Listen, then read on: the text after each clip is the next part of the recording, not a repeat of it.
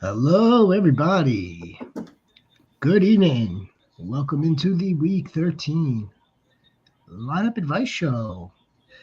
I'm your Shepherd. Your Shepherd is here this evening, joined by two of the finest. Two of the finest. I got the Jonsey over here.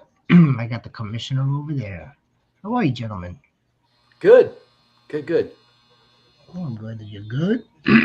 How's your Thanksgiving? It was good. It was very enjoyable family time watching football, talking football with my son, and it was fun. That's It was nice. nice. Well, that is nice. That is nice. We had a lot of people yesterday, which is nice. Again, you don't see these people that often. Although I do see them often. So you're fortunate. You're thankful for that, right? You're Yeah. thankful. If there's ever going to be a day where you don't try to you don't take things for granted. No, never. Life is Right. short, man. And Jones a goat. How are you, my friend? Good, good. You, Another you another week. you're very good. More games to break down and look at, and You're this week very you had a bunch played, so it makes it you're very good. The Packers are in cruise control. yeah, yeah. I mean, they're getting things steady at the right time, Oh yeah. Yeah, So it's it surprises me how under under the radar Jacobs is doing. I did not realize that he was number 3 in rushing until last night. well, the thing is he's been doing well all year. The Yeah, problem was exactly. is in the first half of the year he didn't have any touchdowns hardly, No, so that's what was keeping him from being on the fantasy radar as being, oh my god, this guy's actually doing really well. yeah, So yeah, it's been good to see. Yeah, because I mean, like the ebb and the flow to the beginning of his season was, yeah, like he started off a little nice, then it kind of like kind of cooled off, but again, like I don't know what people expect. I mean, these guys have to play 17. They have to play 17 games, so it wasn't as if we shouldn't expect these types of smash performances, yeah. 3 touchdowns per game. No, I mean no, that no, that no, that that That's no, an that that outlier. no. that's ludicrous. That's ludicrous. However, when it happens, be thankful for it. Thankful to the sniper, right? Thankful to the Green Bay Packers yesterday. Um, I was thankful for, besides being with the family, besides being with family and friends. Not all of them, but a nice portion of them. The greetings that take place throughout the day for those that are, in different parts of the country, or even in the general vicinity. Yeah, Um, yeah, no, and of course football was great. Football was great. Yeah, that game went pretty much how I kind of expected it. I thought the Dolphins, again, they came out lackadaisical, or maybe not lackadaisical, but they came out of the gate slow. The Green Bay Packers, they capitalized on it. With Josh Jacobs on the ground, Jordan Love and Jaden Reed looked fantastic. yep. Their defense looked fantastic, and then they hit that flow, not the ebb, the flow. And yeah, so yeah, Devon A. Chain did well. We're thankful for him for But sure. Green Bay's rush defense held them in check pretty good. It was Yeah, he yeah, got he's a like lot 10 of yards. receiving yards Yeah, last yeah, night. yeah. Well, he's not been that type of running back this No, season. No, not at all. And, again, you're there's that word again that I'm about to say. Thankful. hmm You're thankful that he is actually a very good pass catcher. yeah, I'm very thankful that there's another running back that played before them that's a very good pass catcher, but he did not get the touchdown that way, and that was Tyrone. yeah. Thanksgiving Tyrone. Um, he did well, which was good because we were kind of like don't know if I want to use the word downgrading him. We weren't really downgrading him, but we were kind of like a little hesitant. Like we would definitely wanted to pump the brakes a little bit on Tyrone. We thought that Devin Singletary was going to get involved or resume a little bit more of his role. That really didn't seem like that was the case. However, he did start the game. So like that's kind of like, that's like the coach. It made me nervous too when I saw that. That was like the coach's punishment. Yeah. Bad boy for fumbling. He didn't fumble. Malik Neighbors, he got close to 100 yards, right? Not maybe 80, 90 yards, I think. He got close to 8 for 69. He got close. He got 70 yards. 8 for 69. That seems like that's his stat line every week now, right?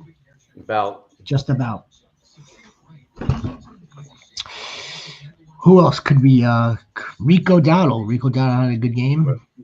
You know what, man? Like I said earlier in the DFS show, I'm starting to come around with that now. I was really hesitant about him with all, with. It was with the change of the quarterback. Yeah. But it looks like he's running the bell cow and he looks good. The problem with Rico is like we even had this on Wednesday, with the early start sit is, we knew it was a good matchup, but are you trusting Rico over other options? And that's what it comes down to. Right. And then he goes out and gets, I don't know what he had for fantasy total, but it was like 20 points or whatever it was. And then, people that sat him are all like, oh, great, but that's just the way the game goes, though. That's the nature of the beast too for fantasy football. I mean, about if somebody is on your bench, is a lot of times they're going to score. You just start second guess. You can't second guess yourself playing fantasy football. No, you want you sit your life. Honestly, in my eyes, it could have went the complete opposite way. Also, he could have went for 6 points. You know, it's just the way the game flowed. I mean. You can't second guess yourself, but I mean that's again more in the nature of the beast, nature of the game. It's like damn, I should have done this. Damn, I should have done that. Yep. Again, because you're always gonna have those the fringe players. I hate that word, but I seem to use it all the time. But you have to make. You're going to have those borderline. Yeah, like it's like your quote unquote in basketball. It's like your sixth man. It's like your guy that you can put in. You're ready to put in, or he's going to not start the game. He's going to sit on the bench. It's like that. Yeah, I get it. That's why we have to look at the matchups. That's why we have to look at usage. That's why we have to look at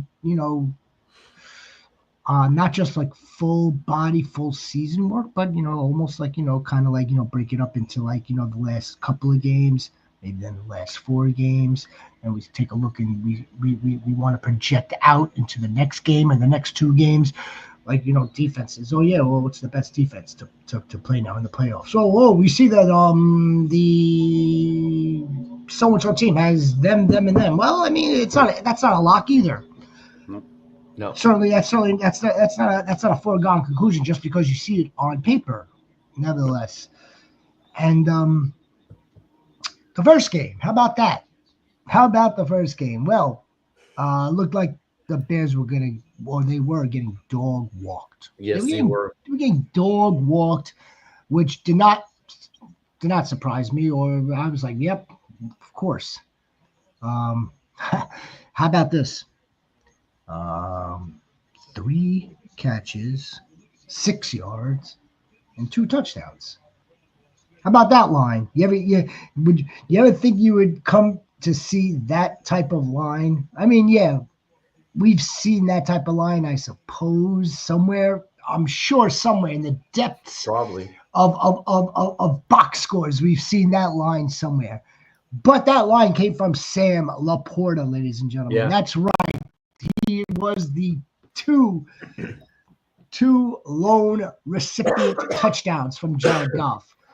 Amon-Ra had his Amon-Ra game, didn't he? Right? Amon-Ra, Jameson Williams. He had a little bit. Then he had Gibbs and Montgomery ran for 225 combined yards. Yeah. Yeah, and Monty played all right, right? I mean, like he was definitely involved in the game. Not much out of the passing game or passing attack, but we don't normally get that from him anyway. No, but we didn't get anything from Jameer Gibbs in that respect No, either. Correct? not too much. Not a normal amount that he would usually get. I feel like we were on like yeah, like I feel like we're talking about last week's games, and we're not. This was just yesterday, and well, it's just the way it works, folks. It is week 13. It is go time, goats. We've got the remaining Sunday slate, as well as the games Sunday night football, and then we got the Monday night football game. Yeah, we still got plenty to go. I did want to take a look at that Monty line. How does the Monty Jonesy? Unless you have it up right away. I got it up. Well, I mean, Monty rushed. He had 21 attempts for 88 yards, and he had 3 receptions for 36. And then you look at Gibbs, and he was at 9 for 87 and 2 for 17. So, I mean, Montgomery had another reception than Gibbs, too. You know, I mean, Interesting. But that's why you play. You know, I was hammering this on Wednesday. We were going back and forth on it. I'm like, if Montgomery is playing, I'm playing him. You know, he's their guy. He's Monty. You know, I think he just came up often from many folks, from many goats. It's because of the fact of the injury concern. If he plays, he starts. Yeah. He starts for you. At this point in the year, there's no tinkering around with that. There is no, okay, this guy was injured. You know, like everyone's injured. Yeah. You know, I mean, it's just going to get worse as the year, you know, as we get into the playoffs. If guys are playing, you have to play them. You can't play this game unless you have a solid backup, you know, or other option. Right. You know, and again, yeah, I would say that I agree with that pretty much 100%. That most players, if not all players, are injured to a certain degree, are playing hurt to a certain degree. It's just that someone like David Montgomery and someone like Brian Robinson Jr. and somebody like Josh Dowd, these are kind of sort of like they're in a different class. They're in a fantasy class, and they're in a fantasy start-sit class. They're in another tier of like the majority that we speak of in terms of players that are hurt.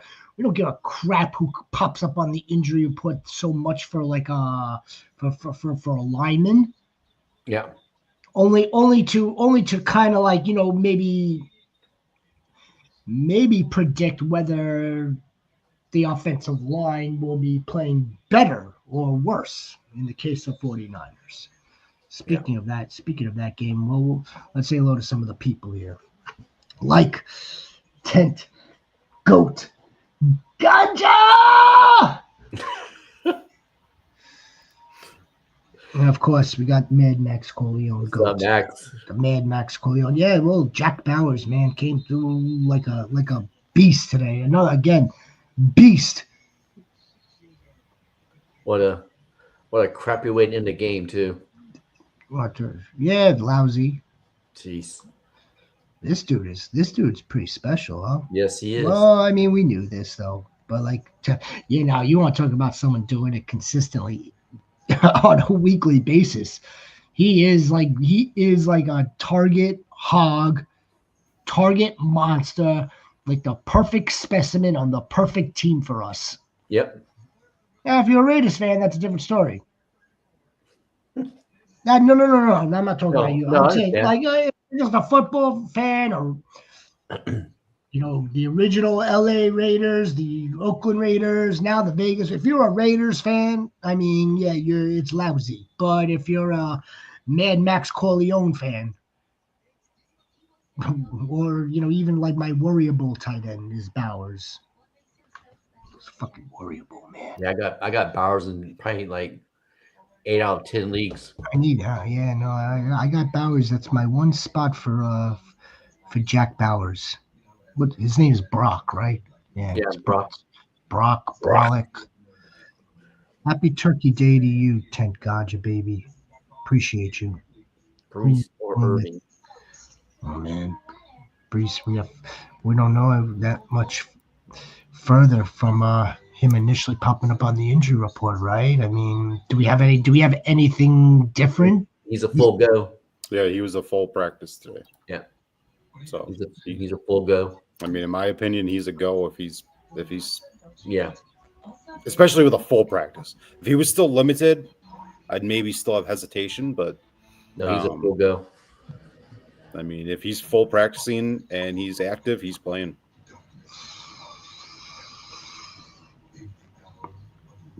That's that. Yeah. I know we like Bucky Irving. I know that, but I mean, if it's a matter of Bucky Irving or Brees Hall. I mean, it's not much of an option there. Yeah, you got to roll with Brees Hall. I want to be some shit if you wind up splitting the work with Braylon Allen. That's gonna fucking put it. That's gonna. That happen, but that might help me out. Irving splits it with Rasheed White and then Tucker sometimes too. That's gonna put. Of course, yeah. No, I'm just talking out loud, thinking out loud. It's just a matter of like, yep. There's no ifs, ands, or buts about it. We're starting Brees Hall. I'm starting Brees. No one's sitting Brees Hall. No. And I'm preparing the goats for like the absolute worst case scenario. We should not all be that shocked. Yeah. And we should not all be. I mean, we shouldn't act surprised either when we see him score for 3 touchdowns either. This doesn't surprise you. It's not going to surprise me. It won't surprise me. Yeah. 10th GOAT drafted Bucky Irving, or he picked him up very early in the year, reaping the awards. Bucky Irving's a good player. Rich Ryan, sniper. Ryan Hallam. Am I allowed to say people's last names on YouTube without their permission? I don't know that. I know I'm in 4th or 5th place in the Warrior Bowl in that specific division. Started off red hot. Then down goes Dak. Then down goes Lamb. I mean, I drafted that stack. I don't know what was going through my mind at the time. It seemed like a good idea at the time. Yeah. I have neighbors on that team as well. I got Malik there. I've got Marvin Harrison Jr. there. I've got Josh Jacobs there. That's a good team, and we're 7-5. We're 7-4. How many playoff spots for the Warrior Bowl? We must be 7-5. No buys. How many playoff spots? That's a good question. Sniper Mel probably knows that. I don't know that. It's run much like a Scott Fishbowl type of tournament. I think. Actually, no, I could be wrong with that too, Sniper, right? Sniper will tell us. Hope Barkley has a day against the Ravens. He might.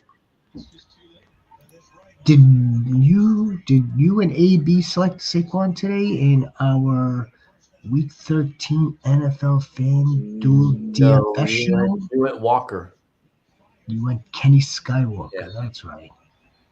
But you do have some Eagles, right? You have Jalen Hurts. We have Hurts and AJ Brown's a stack. Yeah. Hey guys, you can go check that out. It's posted to the YouTube channel. The Week 13 NFL DFS show, starring the commissioner himself and the AB GOAT himself. And what else do we want to talk about and address today? What are you doing with? Are you getting nervous with CD Lamb? A little bit going into the playoffs here. I mean, I'm assuming if you have him going to the playoffs, everyone knows me. I'm always starting my studs, but I know people are getting nervous. I'm seeing it everywhere. You know, everyone's just like, what do we do with this guy?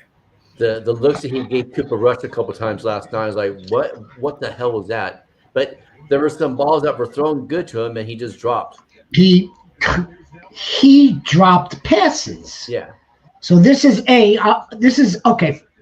I was about to say this is uncharacteristic for him, which it kind of is. Mhm. At the same time, he doesn't have the same type of situation as a Quentin Johnson does, where like it like carries over and matriculates with Quentin Johnson, where it was a problem last season. Now, CeeDee Lamb can have an off day, drop balls, and then catch 8 of 9 next week.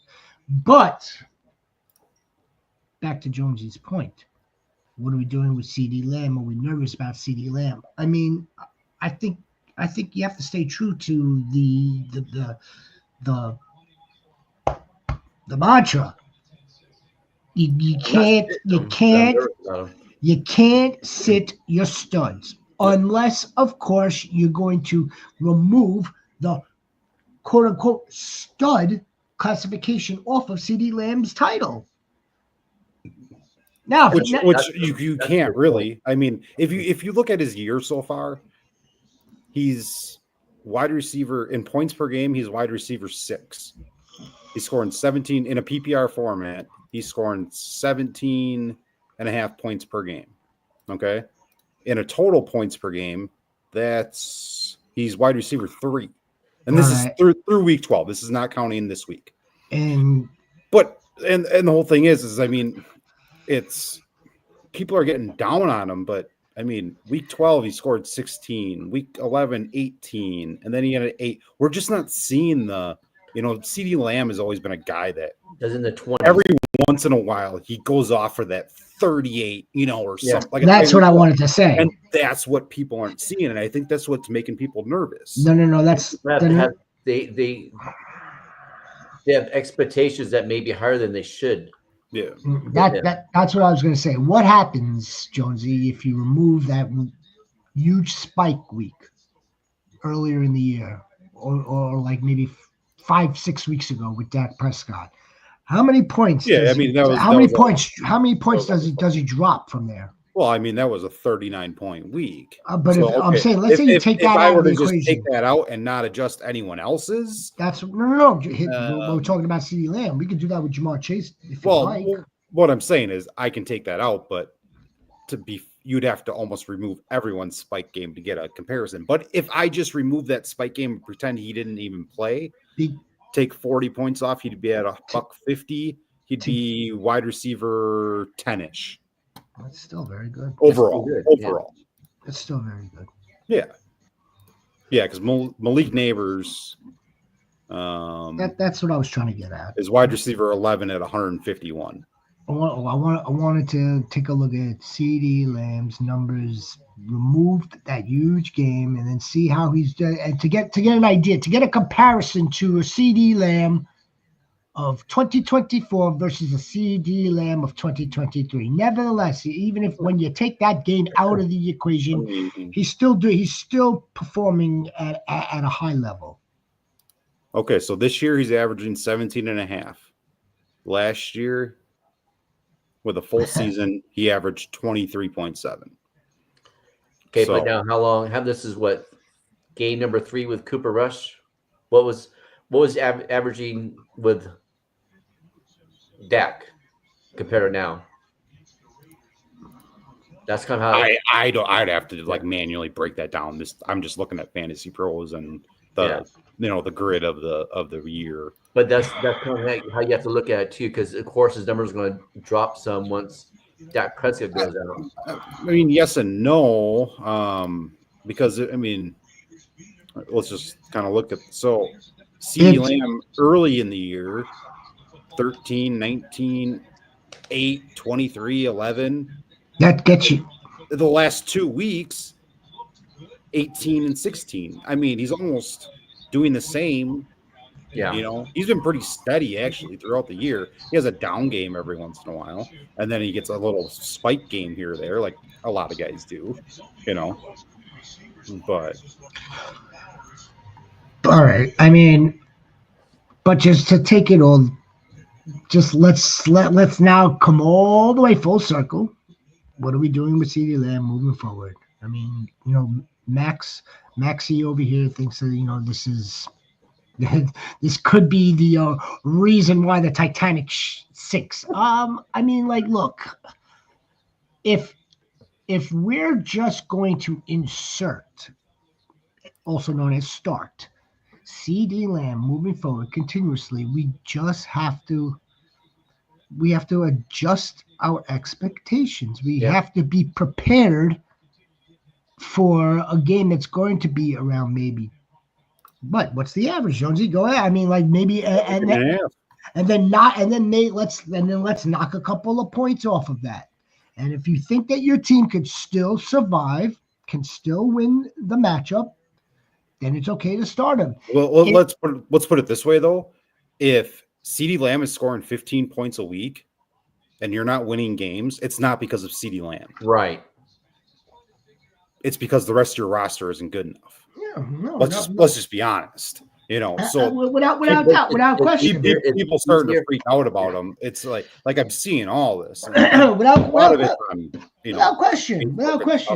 It's just like you need to relax. You need to actually look at what's happening and realize there's going to be ups and downs with every single player. There's very few players out there that are going to go score you, 20 points plus every week. I guarantee you, there's probably not even him for like a Michael Pittman, or there's very few wide receivers out there that you would sit him for. In all honesty, that's why you leave him in the lineup. Yep.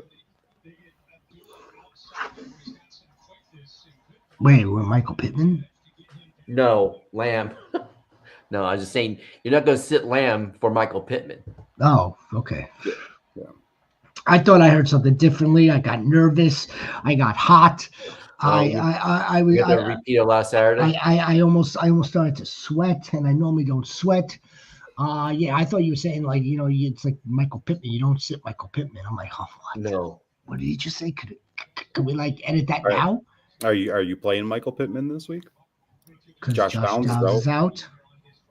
Playing the Patriots. You could probably. I mean, you could play Michael Pittman this week. You could, if you played Michael Pittman last week, you could play Michael Pittman this week. I think Anthony Richardson is a borderline start this week. QB 13, QB 14. I think you could start Anthony Richardson this week, or depending on some of the questions that we've had on the Thanksgiving edition of Start Sit. Yeah, I'm all right with Anthony Richardson, especially and then it's a definite start in a super flex, but depending on your other options. Would Pittman be the only receiver you guys would play? Would you guys play Anadai Mitchell? I'm not playing Anadai Mitchell. Even with I think Pierce is hurt. No, I think I would play. Oh, Alec Pierce is hurt too.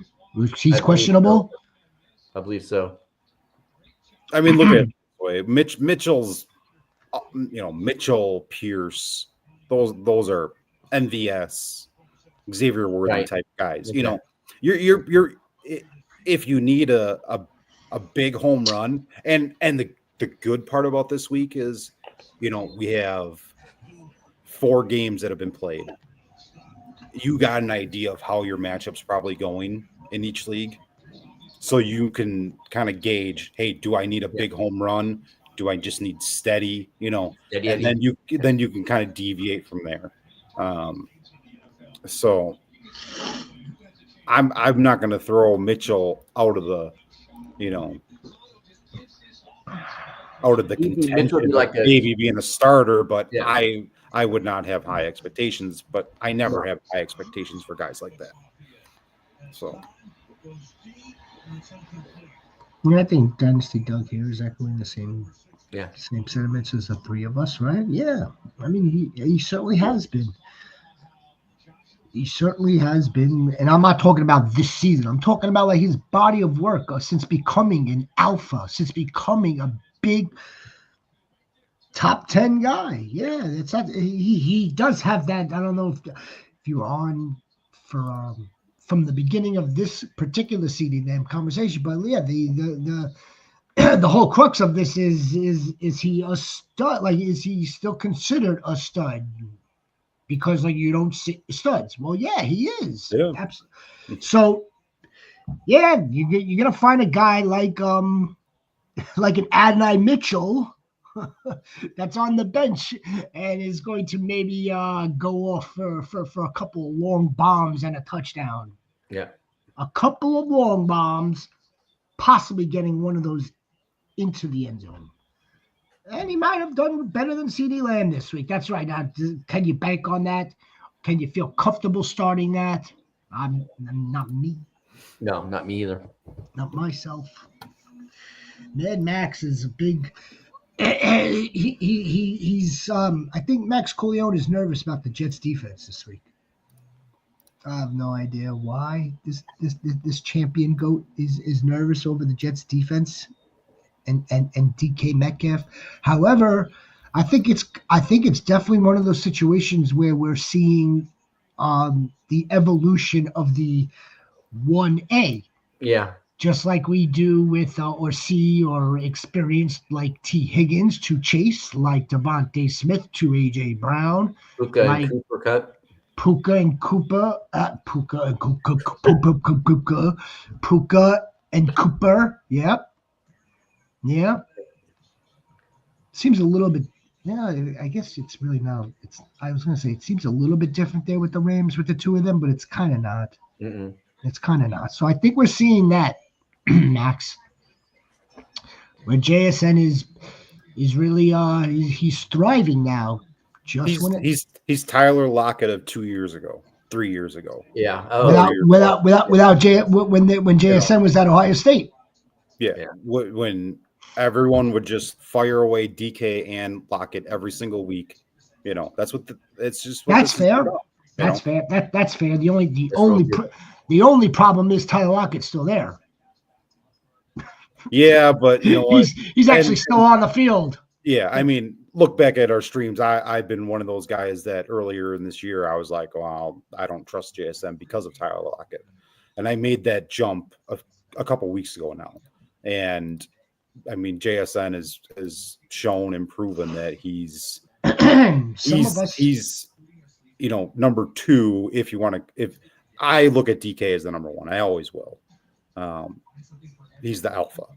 It's just JSN's just the volume guy, and to me, Tyler Lockett is irrelevant. Honestly, at this point, he's going to have a game. He's going to have a game here or there where he does something, but I don't see him as holding anyone back or stopping anyone from producing anymore. No. There's a lot of other wide receivers I play in front of him. Oh, yeah. I mean, honestly, Tyler Lockett's not even a guaranteed rostered guy in a 12-team league. If I saw him on a waiver wire, I'd probably leave him there. Unless I was really desperate. Or injury to DK or JSN.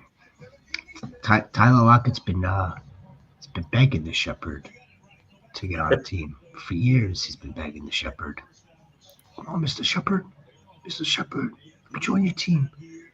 I can take a bullet. Come on, Mr. Shepard. No, I'm sorry, Tyler. Sorry. Yeah. Sorry, I got Jackson over here. I got DK. I wonder what DK's name is. Anybody know what DK's name is? Besides, never mind. Be growing stuff, man. Appreciate you, and I'm real happy that you're clinched first place. Yeah. It is DeKalen Zacharias, if I'm saying that correctly. Yeah, I will here. I'm gonna copy it and paste it in the chat.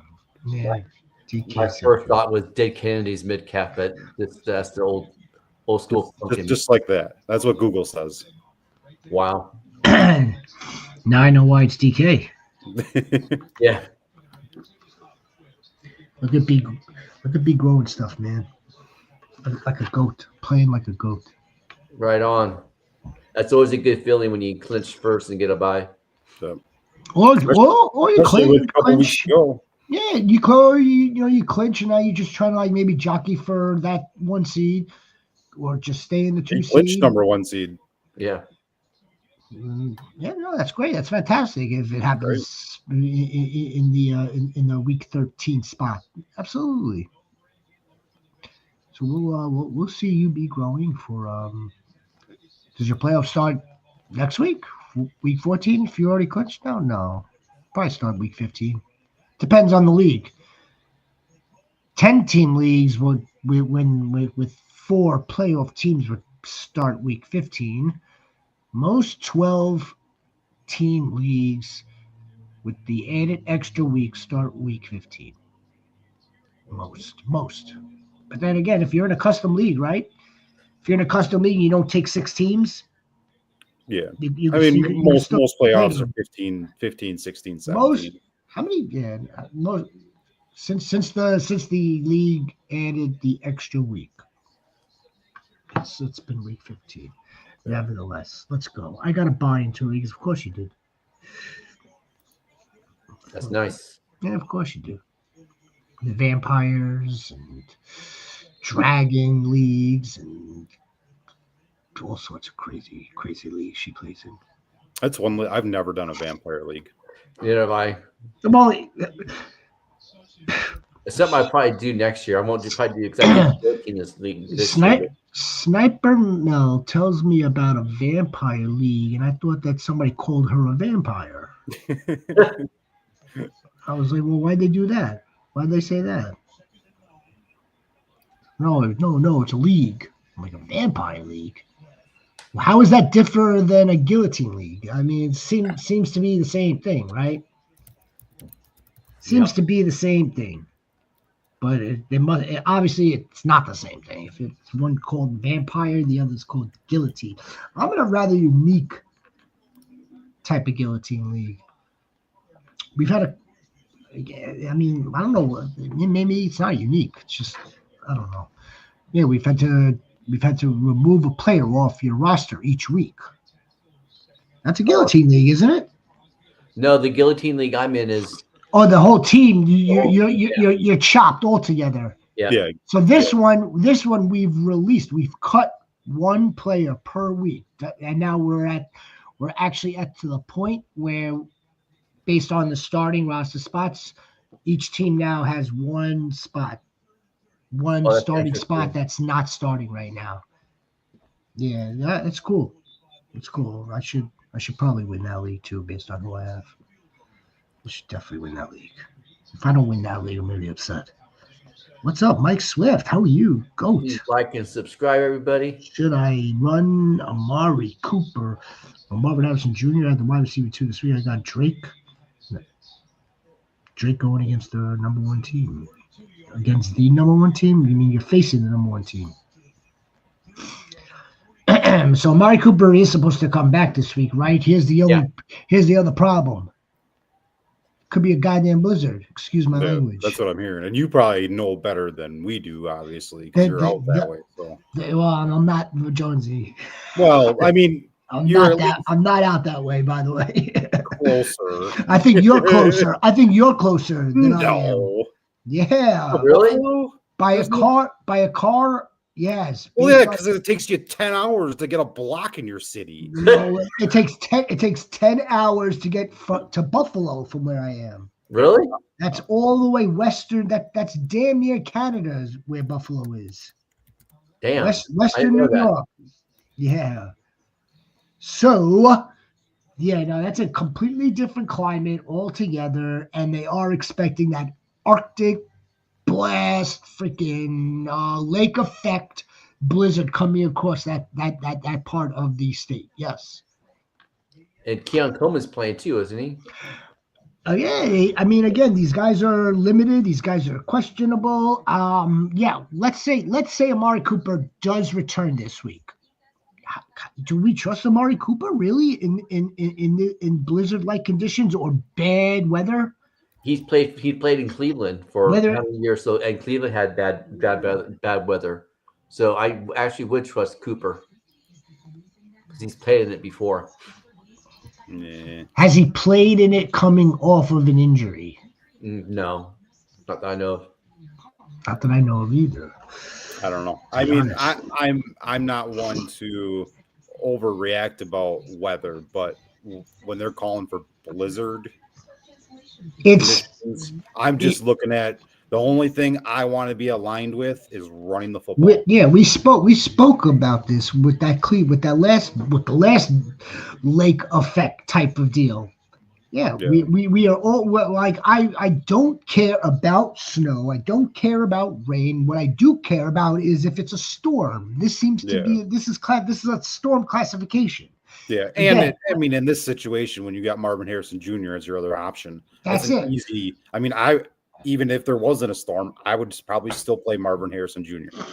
That's it. So, I mean, if we were talking, am I going to play Amari Cooper or I was going to say Wan'Dale Robinson, but he's already played. But a lower tiered player, sure, I might roll with Amari, but I'm going with Marvin. And I believe things did get a little bit better. No, that might be a pass rusher on the Vikings. Nevertheless, I would be all right playing Marvin Harrison over Amari Cooper on two good legs, two good no injury designations coming off of. Yeah. Absolutely. I mean, the only thing that worries me about Marvin Harrison Jr. is Kyler Murray going to give him the ball? Yeah. Why not? If as long as Kyler Murray can throw an accurate ball, he's going to try to get Marvin Harrison the ball. He's going to try to get Trey McBride the ball. He's going to try. The offensive coordinator, it's in their best interest to get their ball into the hands of the playmakers. That includes John Connor. See how much John Connor can continue to hold up. Yeah. Who else? Michael Wilson go up for a ball. It's in their best interest. Now, the $1 million question is, could Kyler Murray get them the ball accurately? That's the $1 million question. Right. Yeah. I mean, it's hit or miss. It's on and off. It's inconsistent. The only thing that seems to be kind of sort of consistent is his legs. I mean, Marvin Harrison, I mean, he's got a couple, there's a 0 and a 2, but there's an 11 and an 8. He gets 5-6 targets consistently. Yeah.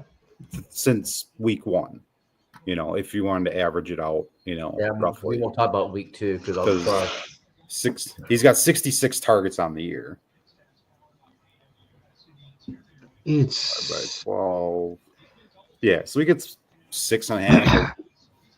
It's not the worst rookie. Oh wait, no, because they were on bye that week. It's not the worst. It's not the worst rookie season. It's just again, this seems to be eerie similar to the conversations we were having last year regarding Bijan Robinson.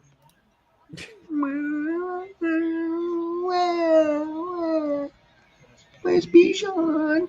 That's because actually we expected the world. Why is Arthur Smith giving you 12 year? Well, I mean. Well, so like I said, this is kind of eerie. It's a little similar. All right, so he's not having a bad rookie season. No. Expectations just got crazy. He may have been going the first round in a lot of the drafts. He may have been drafted a little too high. Yeah. That's correct. There's that whole FOMO element to it. Blame every prospect analyst that tied it up with a bow for you.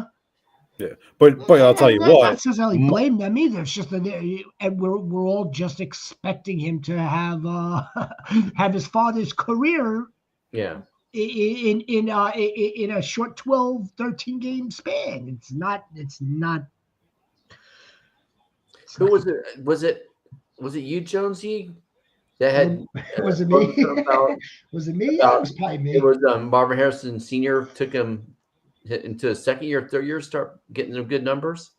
Is it you that posted that, or somebody that we know posted that? I could have at some point. I'm not sure.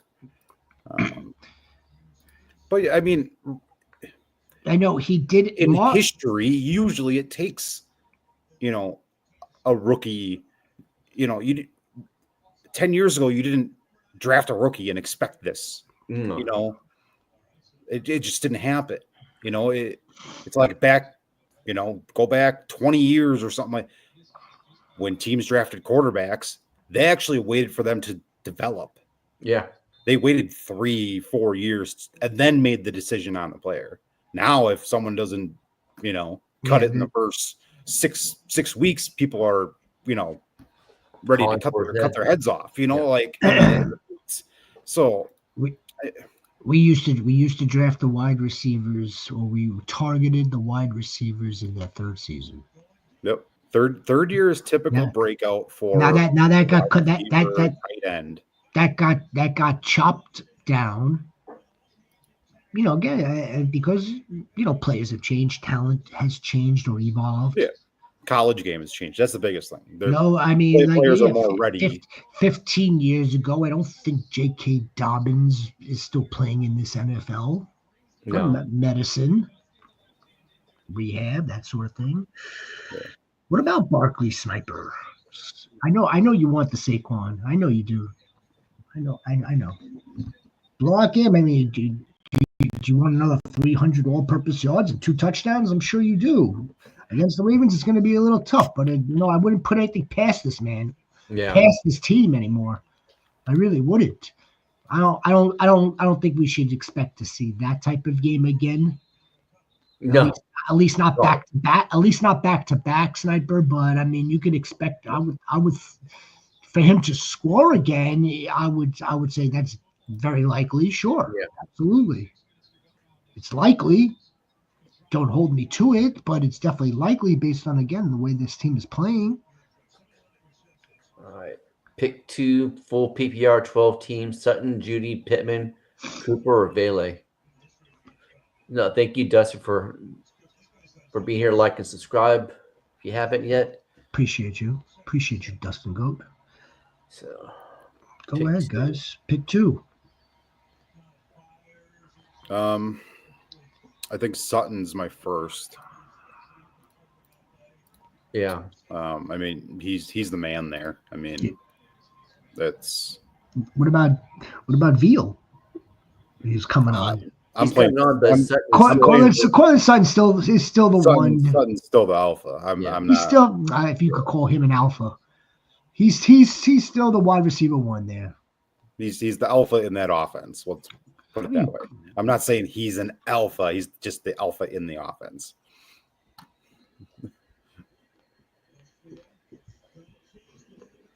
And, nice watch. The day has arrived, folks. SoCal Wolf, where are you? Jonsey just called Sutton an alpha. In the offense. These days, it's like days are shorter and the nights are colder.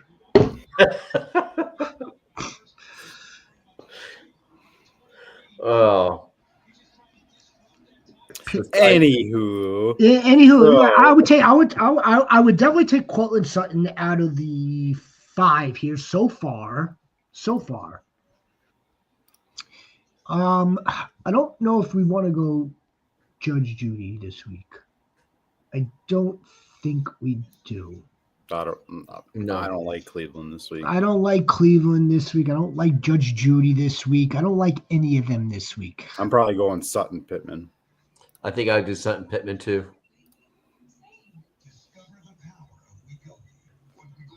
Yeah, I'm okay with that.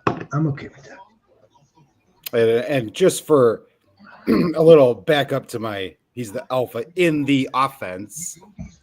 If you look at targets, he's got 95 targets. The next closest person on the team is Javonte Williams at 48. Holy crap. Really? You want to talk gross.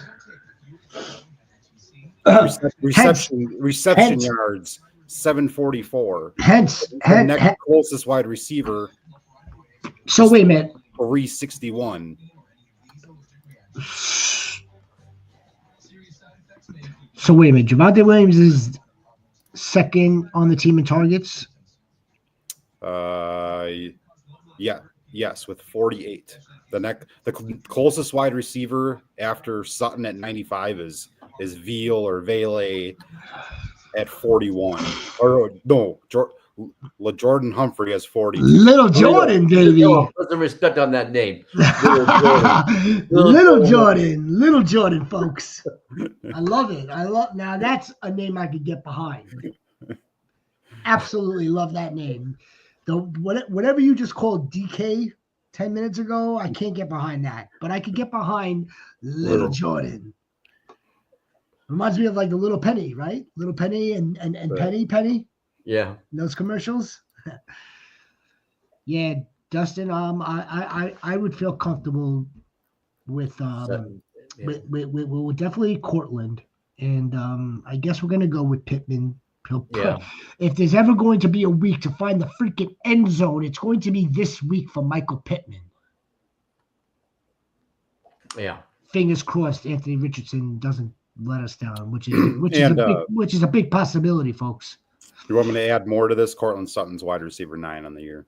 He's having a good year. He had a good year last year too. He's having a good year. I have a really hard time hearing Alpha and Cortland Sutton in the same sentence. That's all. What about Derrick Henry?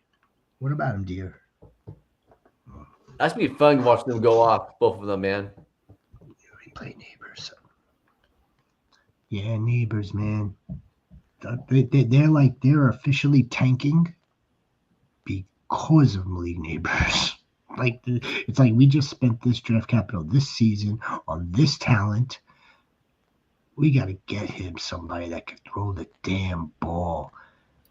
He made a fantastic catch. You know what they need to do? They need to fix their offensive line. No, what do you mean? Joe Shane has a great offensive line. What are you talking about? Joe Shane, look, man, they put all these resources into the offensive line for Daniel Jones. What are you talking about? You're talking about the offensive line that's been worse than the league. Yeah, no, worse than the Bears. Stinks. It stinks. We know that. But I don't know what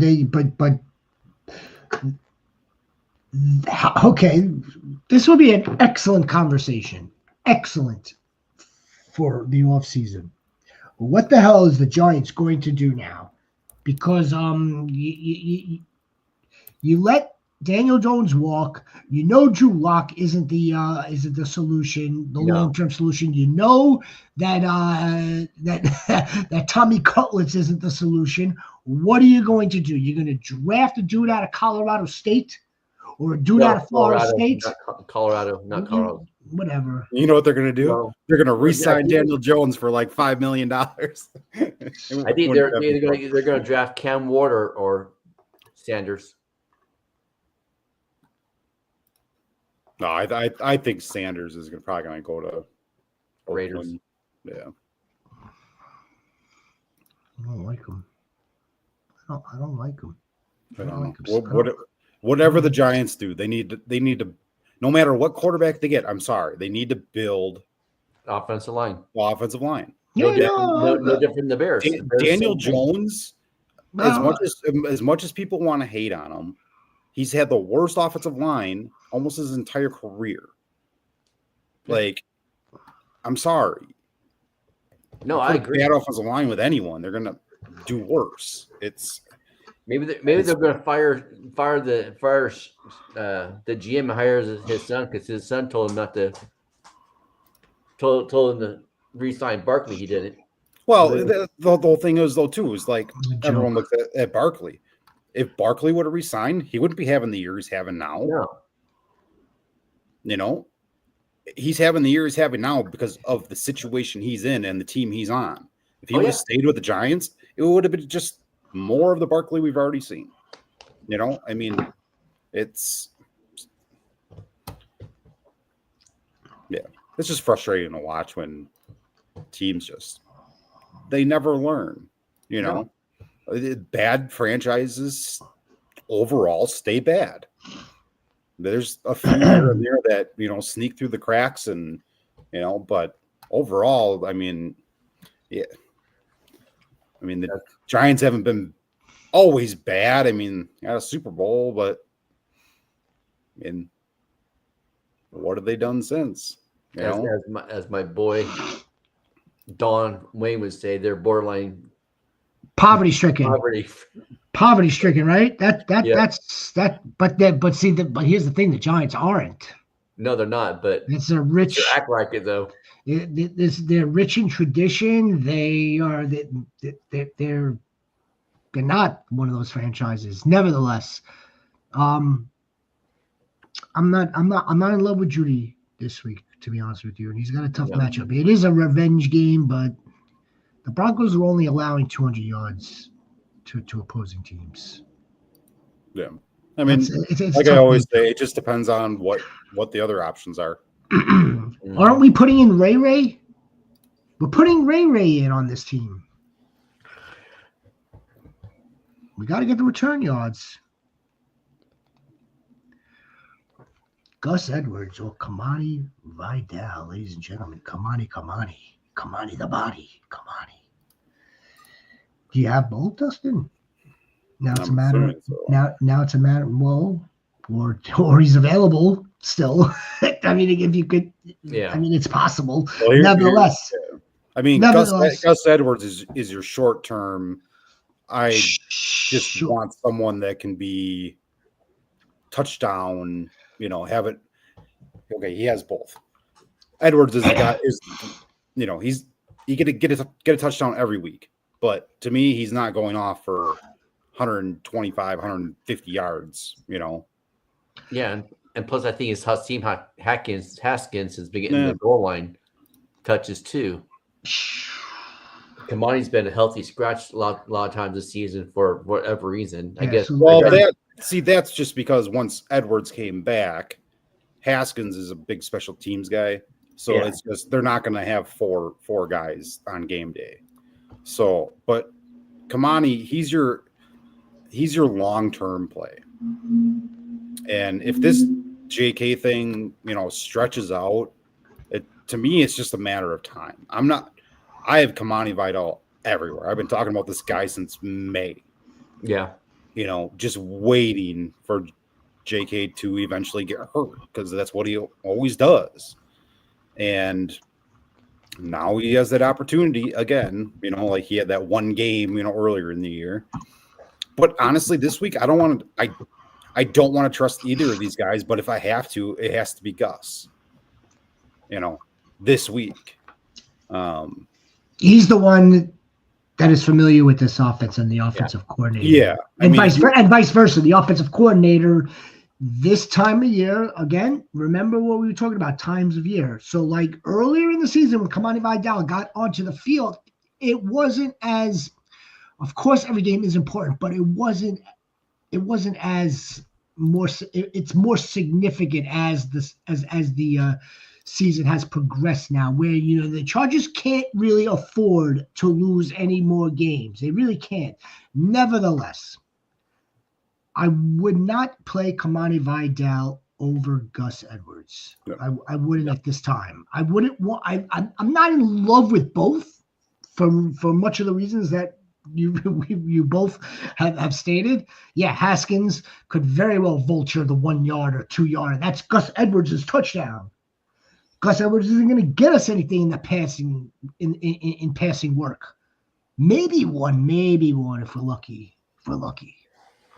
If I had to start one of these two, I'd be compelled to go with Gus Edwards, although the upside is riding with Kamani Vidal. But we don't know how much he's going to be trusted. That's again. Yeah, you have to go Gus this week. We know Gus is going to be trusted. Yeah. At least with his own freaking team. Yeah, Dustin, man. You got both of them. I like that. And hey, the three of us could be very wrong with this. Very wrong. Kamani Vidal has a freaking fantastic J.K. Dobbins type of game for a rookie running back. When you come back on the show Sunday or next week sometime, you can say, yo, you guys were freaking out of your birds. I'm gonna apologize to the GOAT. But you know what? Yeah, we would be wrong, and we'll take the account. I would apologize, but at the end of the day, this is how you play fantasy. I'll take on my ride home today. I was listening to, and I'm not going to say what radio show it was on Sirius, but the guys were recommending to start Pacheco. And I'm like, what do you guys have a national radio show on Sirius XM, and you're saying to start Pacheco, who's coming off of a broken leg. Give me a break. Yeah, what was his number? That's how you lose That's how you lose games, is by making decisions like that. Yeah, I couldn't believe it. And you have to be smart. Yeah, you're going to be wrong sometimes in fantasy. You're never going to be 100% right. But you have to make smart decisions. And the smart decision right now is to start Gus Edwards. What did we say? What did we say about Pacheco this week? We said not to play him. That we could see him getting usage. We just don't know how much usage. Right. We could see him scoring. It's possible, but it's not a foregone conclusion. What wound up happening? So Kareem played a little bit more. Yeah, I mean Kareem Hunt didn't do anything either, but he played a little bit more than Pacheco in terms of snap percentage. They both I think got like 7 carries. Kareem had a little bit better of a game than Pacheco, but still, it was like there was too much up in the air with his return. Yeah. Well, it's. Yeah. We gotta, again, I don't know who gave that advice, but I mean, look, everyone has their own process. All I'll say is it's a three-letter show. That's all I'm gonna say. 3 letters. So think about that.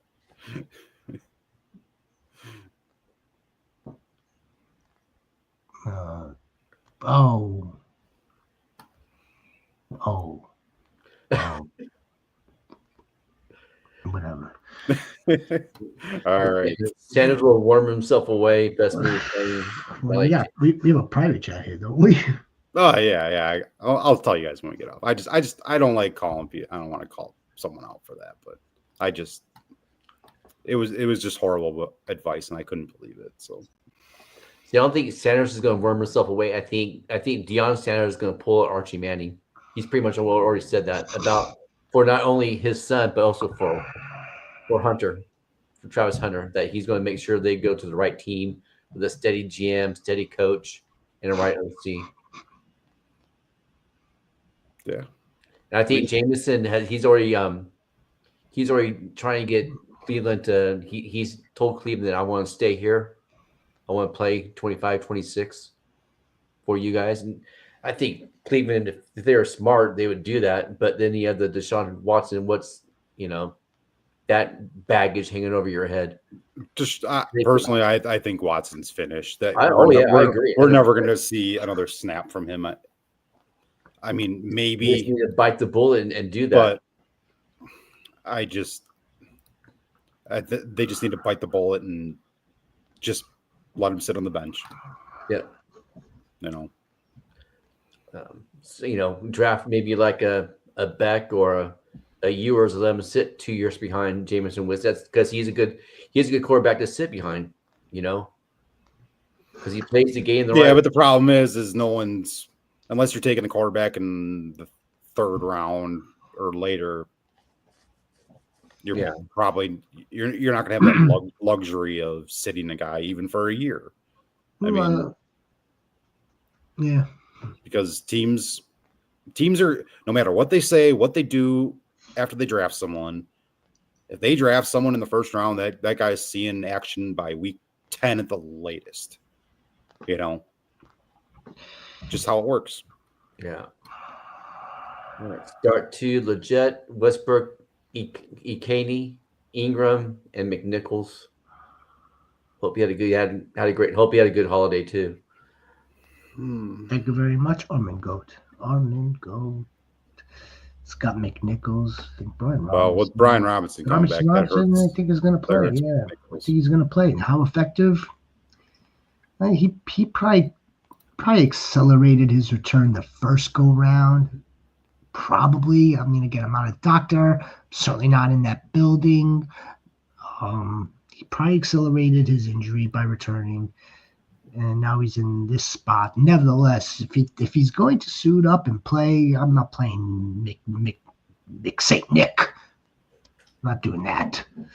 Trevor Lawrence is going to play. I got that information. So that does bode well for Evan Ingram for sure. I like Ingram as one. It does, and Xavier Leggett kind of like he's He's there. He's on the field. We got some guy named. We have another Moore in the league. David Moore. Yeah, I'm not big on him. I'm not big on him at all. And Leggett is second in routes ran and second in targets last 3 weeks. And then it's your guys' favorites. Nick Westbrook Akine.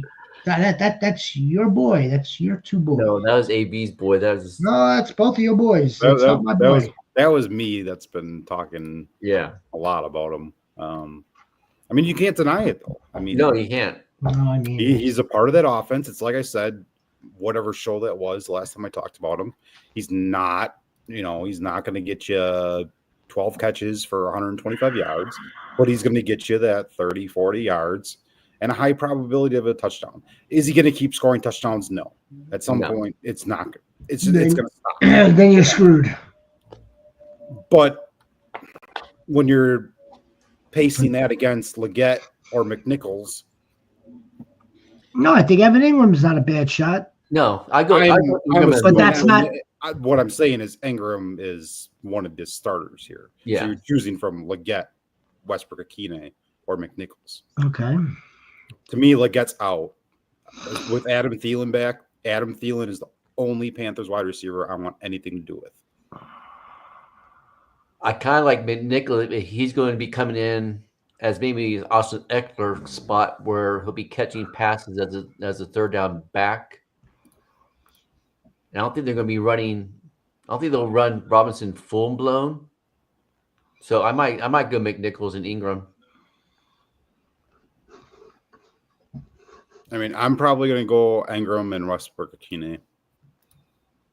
Just because, honestly, the way, unless, why am I drawing a blank on his name? Cornerback from the Saints, Lattimore. Is he finally going to play one of these weeks? Yeah, they said he is playing this week. That should help their pass defense, but their pass defense has not been great this year. And the way to attack the Commanders this year has been to throw the ball against them, even though teams have been running the ball against them for some reason. I don't trust Leggett to get enough.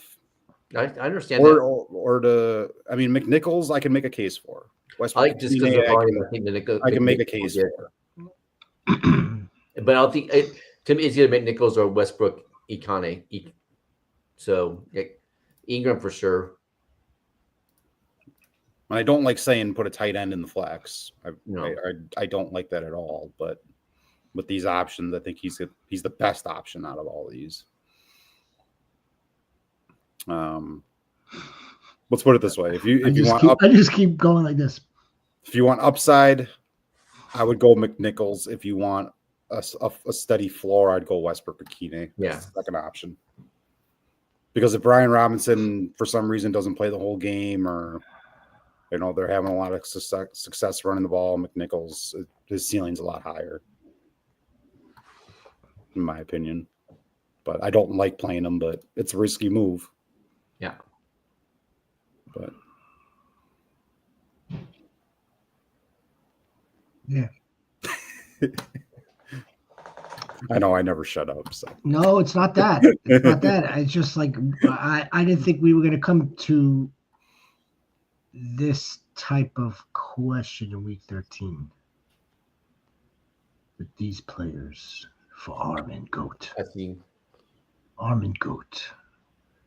I don't know. I kind of feel like this is how the entire year has been. Seems like it, huh? I mean, but usually insert like a Cooper Kupp name or something in there. That's what most people want to know. This must be a deep bad boy of a league, a deep bad boy of a roster. If we need to decide between especially Xavier, Leggett, Westbrook Akine. There's no teams on bye. Evan Ingram in the flex. Nick St. Nichols. We appreciate you, Armin, man. Appreciate you too. Let us know how it works out. Let us know. I'm going to go with Xavier Leggett here and Evan Ingram. That's who I'm going with. let's keep moving. Yeah, I got one more question that I need to bounce after this question. All right, guys. All right. What defense would you pick up week 16 and 17? Bucks get Dallas and Carolina. LA Chargers get Denver and New England. Tennessee gets Indy and Jacks and Bills.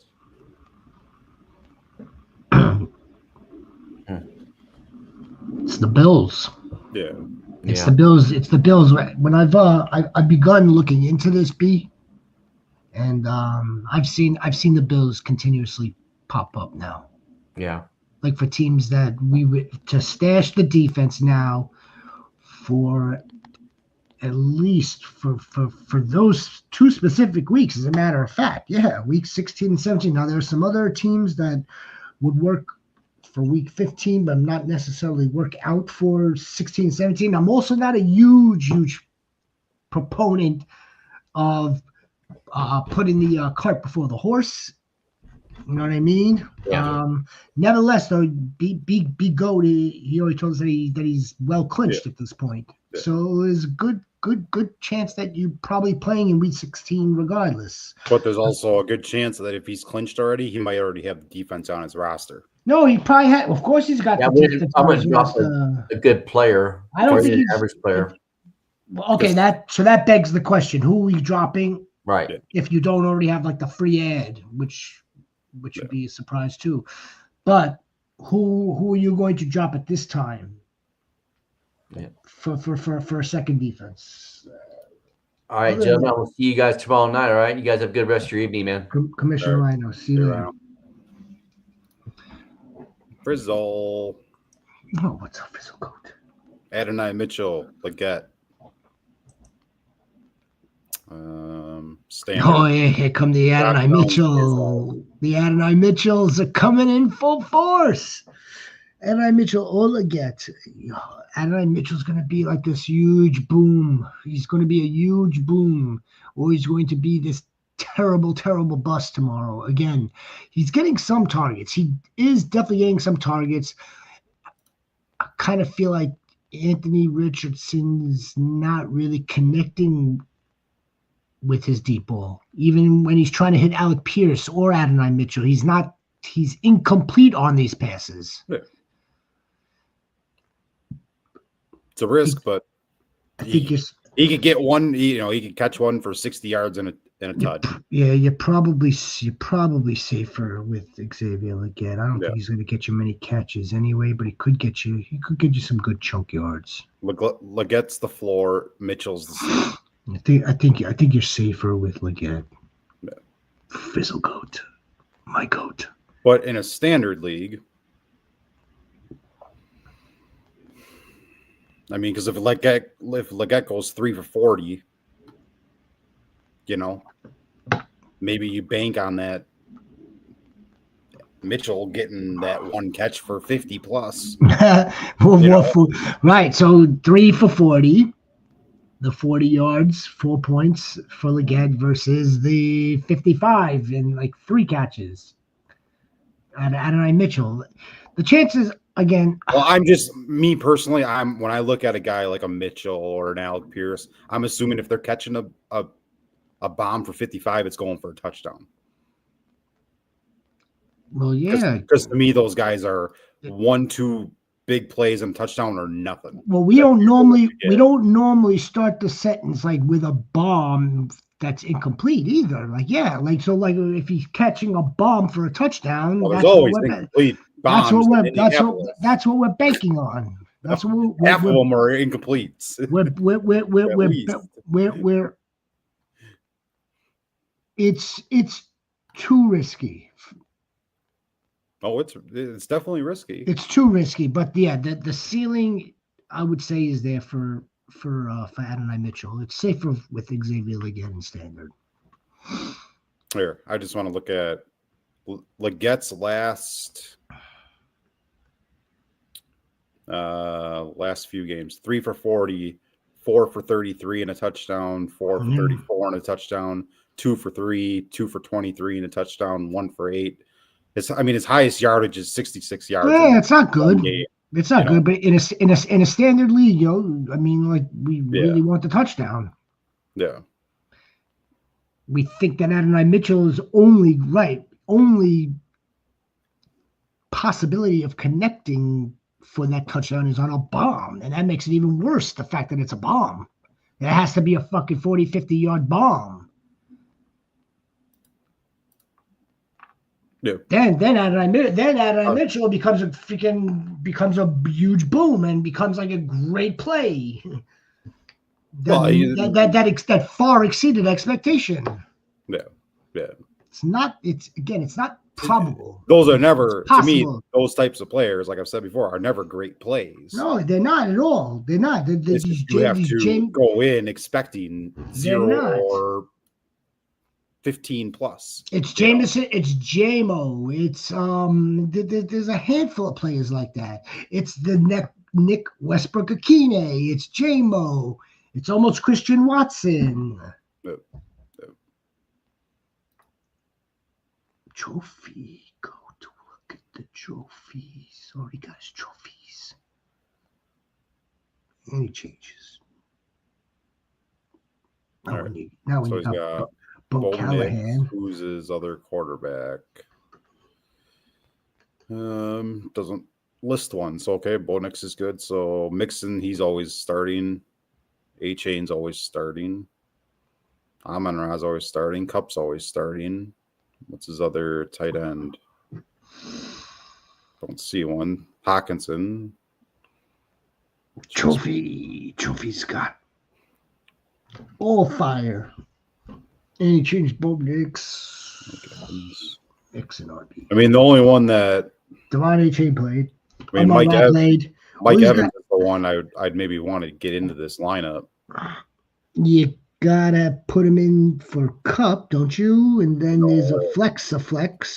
Well, to me, I'd be putting him in for Chase Brown. In the flex, right? Yeah.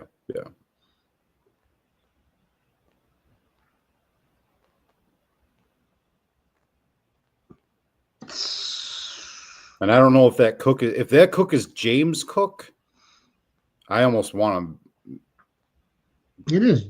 Get him in there. I mean, A-Chain's already played. Yeah. So can't do anything there. So is Amon-Ra. Can't do anything there. Played. So yeah, I mean, you could take out Chase Brown and put in for James Cook.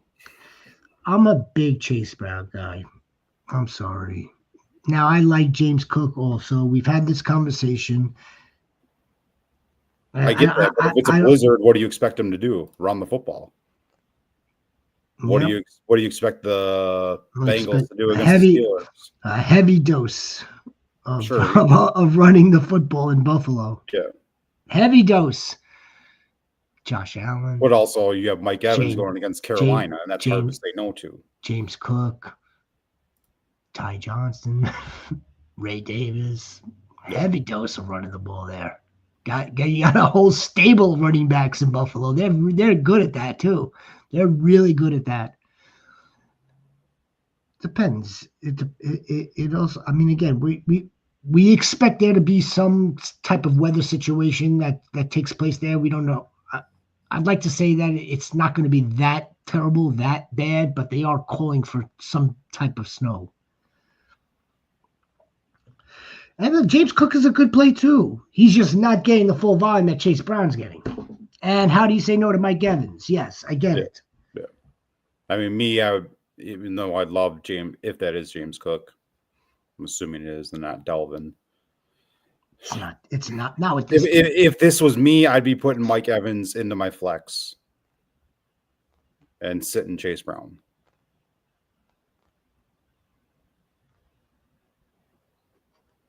Because Mixon's not coming out of my lineup ever. And Cup's never coming out. So my only option is Chase Brown. Because he's a guy that, to me, he does well, but he's not a pick solidified every week starter. What about Trophy's defense? Commanders D, Vikings. Commanders D and Vikings D. I mean, the Vikings are Playing the I mean, at Cardinals, least in the one league I have that I play defense, or actually I have 2 leagues. I forgot. The Vikings are playing. I have the Vikings in both, and I think they're the top scoring defense in both. The Vikings are playing the Cardinals, right? Yeah, Commanders that are Tennessee. The Vikings are at home. Commanders are at home. Passing defense. I still think I'm starting the Vikings. I'm the type of guy with a defense that if I have a top, especially like top 5 defense that's outscoring every other defense in the league consistently throughout the year, I'm starting them no matter who they're playing. The Vikings are allowing 242 passing yards per game, or averaging to opponents. They've given up 17 touchdowns. Rushing, I expect them to be better than that. And the number 1 defense. Rushing yards allowed to opponents is 74 yards. So that doesn't bode well for the Cardinals. Nevertheless, Vikings are a pretty solid defense against the run. They're not so good against the pass, but the Commanders, I don't imagine them being very good either. The Commanders aren't. Where the hell are the Commanders? Commanders defense, they're number 4, allowing 189 and 19 touchdowns. They've allowed a high amount of touchdowns, actually, compared to some of these other numbers that I'm looking at. Commanders have given up 19 touchdowns through the air, but only 189 yards. Rushing, the Commanders.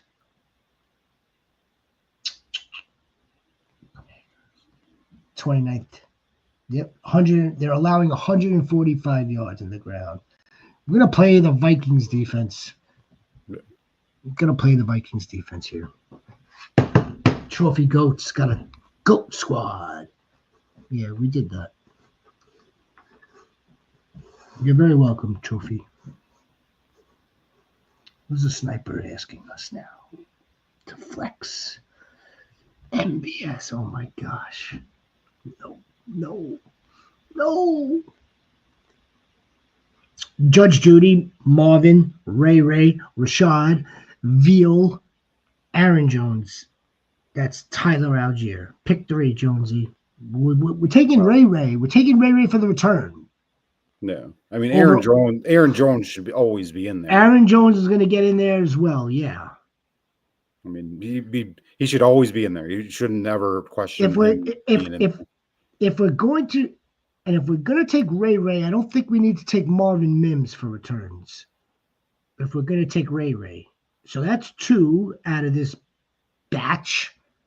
Now, but is Mims scoring because of the returns? I mean, if he's consistently being the return guy and he's getting points for it, I think when we looked at this, doesn't matter how you get the points if you're getting the points. When we looked at this last week, it was like it's kind of like, yeah, he's not doing bad. He's getting return. He's getting return yardage. Let me put it to you that way. Ergo, that's SFB scoring for all intents and purposes. Yeah. I would Rashad Bateman. Ugh. I'm not touching Bateman. To me, it's Jones, Ray, neither Mims or MVS, but I would feel more comfortable probably with Mims. I'm not trusting. I mean, Algier will get you something at least probably. I don't like Judy this week. Don't. Never trusting Bateman. Don't forget the running back scoring as well, right? I mean, you're getting it. You get first downs. First downs, right? You're getting it like reception wise. So it's not like they're just like they don't take a back seat either. But Aaron Jones should be making up for that though, especially Aaron Jones as the RB2 in this situation. If Saquon's in the RB altogether. I think we could go Marvin along with Ray, and then it's Aaron Jones, for sure. Yeah. Not MVS, so definitely rule him out. This becomes easier. 1, 2, 3, 4. Rashad Bateman, that's the other one, by the way, Jonsey. Rashad Bateman, Nick Westbrook-Akine. He's the boomer bust. It's great. Three catches, or 2 catches on 3 targets for Rashad Bateman. 70 yards and a touchdown. Barely gets you like 14 points, 13 points still. Yeah. Barely. Linda What's up? ended up playing Rico, had a good game as well as DJ Moore. Thanks for your help. Both of them did, right? We had a ton of them the other night, and I'm sure Alinda was, because Alinda's a goat. Alinda was included in that, obviously, and yeah, man. I mean, Rico came through for us. DJ Moore did come through for us. Yeah. Now for Alinda Goat. Shad White or Tank Dell? Oof, this is a tough one.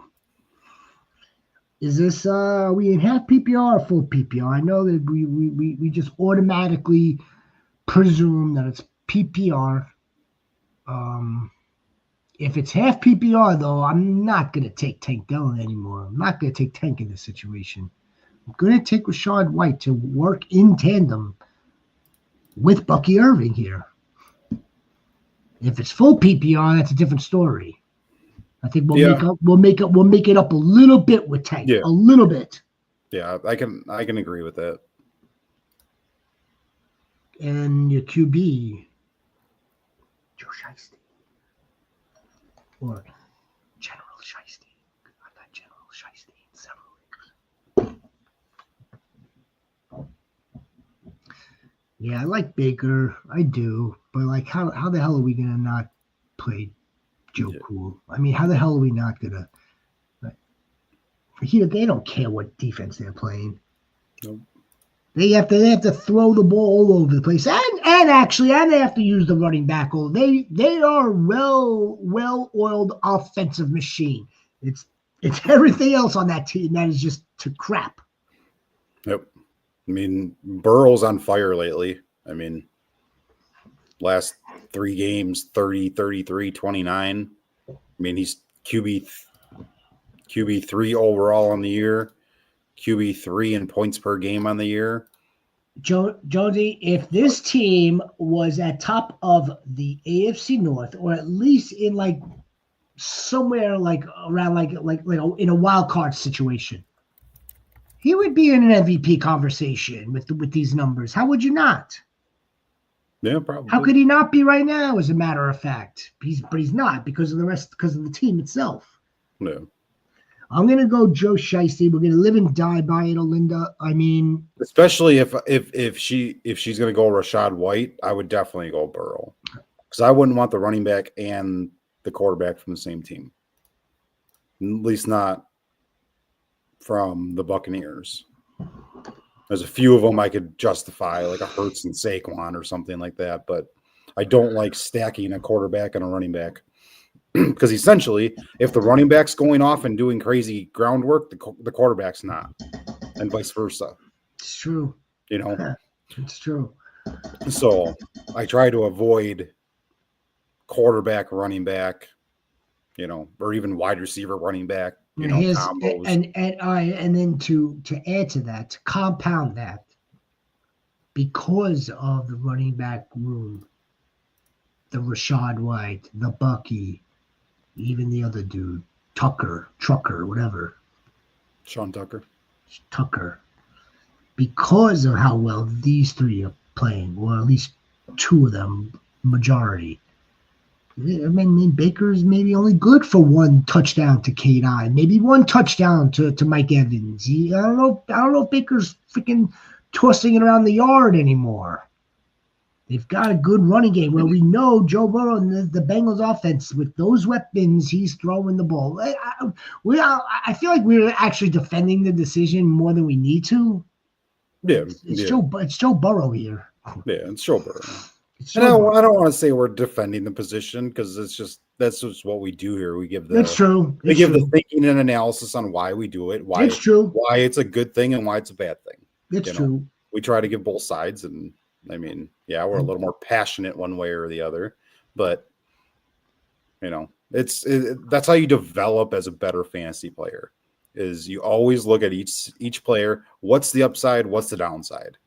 It's the same way going into a draft. You need to know what the upside and what the downside is for each player, because there is a downside for every player, no matter who they are. And that's how you get better. Tommy, Vikings or Broncos D? How about them Packers? No, well, we just looked into the Vikings defense. They're the best against the run. They're not that hot against the pass of late. They're really not. The Broncos D, Tommy. Broncos D is on fire. They're playing the Browns. Yeah. Jameis at least give you 4. Jameis will give you 4 to 6 points, just him alone. Yeah, I mean, now, imagine if the Broncos take one to his house. Yeah. I mean, I think in this situation, I'm going Broncos, just because they're a different caliber than. No, yeah, the other when we just did it, it was the Commanders. So yeah, there was it was the Vikings over the Commanders. It's the Broncos in this scenario over the Vikings for sure. Yeah. For sure. Tommy Goat, appreciate you. What's up? Look at this goat right here, Tyler Goat. Tank Dell, he's been riding. Tank Dell, I know. Damn, man. Damn. Dell, I'm assuming Braylon Allen is who he's talking about, or Coleman. Will Pacheco return to form? Any thoughts? Yeah, he's going to return to form, Tyler. It's going to be week 19 or week 20. It could be 2025 in all reality. and I'm not saying that to be funny or anything. Look at Tony Pollard. After he broke his leg, it took him a long time to become Tony Pollard again. This isn't a hamstring. I said this weeks ago. This is not a hamstring. This was a broken bone in your body. It takes time to recover and get back from that. I mean, I'm not expecting anything from Pacheco anytime soon. That doesn't help. That doesn't really help Tyler. It doesn't help, but to put him on the bench now and leave him there, possibly. But it's the reality of the situation, though. The kid is tough. He did spend close to 2 months, hopefully not on it, for now just ramping up. Now I feel like they're in ramp up with him. And we're going to have to cross our fingers that we get a better outing, second game back. Notwithstanding today's, reemergence. Or just him being active today. Playing, you didn't get much out of him, obviously, and we again, it also goes back into what we've been saying, Jonsey. We don't think Kareem Hunt's going away. He's not going away anywhere. He's not going away. Isaiah Pacheco, there's too much that's working against us in fantasy right now. A, the fact of the injury itself. B, okay, he's back, but he's got another running back that's working with him, that held the low down for him.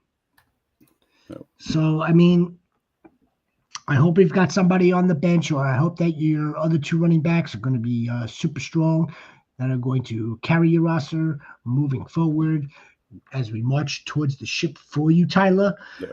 And I want to say this. I'm in no means saying Pacheco is a drop. You're holding him on your bench because someone else will pick him up. Well, someone could hear me say, he said he might not be viable till 2025. I'm going to go. Oh, you mean like serious? Oh, I want to just clarify that just so people understand. there. I mean, I'm not saying that's guaranteed, Serious MX, but I'm not expecting anything from him probably until the fantasy playoffs. And me, I'm not a Pacheco owner in any league, but if I had him, it's going to be one of those where he's on my bench until I actually see him do something. I'm not taking that risk every week, unless my other option is, just someone backup running back. Maybe then, if it's apples for apples on who I'm starting, maybe I take the risk. But it depends. It depends on who they're playing next week or who they're going to be playing week 15. And again, by then it's like fuck. Staring down the barrel of the bad news for the season, but not with us, Tyler Goat. We're not going to let that happen. Let's just I know we're talking a lot about the last part of this sentence. Yeah. Let's get to Tank Dell or Braylon Allen or Keon Coleman. Well, it's going to be Tank Dell here in this situation. Yeah, unless we get some type of report that Breece Hall has a setback, or if Breece Hall is somehow inactive, you are starting Braylon Allen 100% in any league you can get your hands on him. But if Breece Hall is active, which we are expecting, it's Tank Dell. I'm not trusting Coleman with the weather, and I don't want to trust Braylon Allen, who may, maybe get some work, but if Hall's active, I'm not trusting it. Tank Dell. Yep.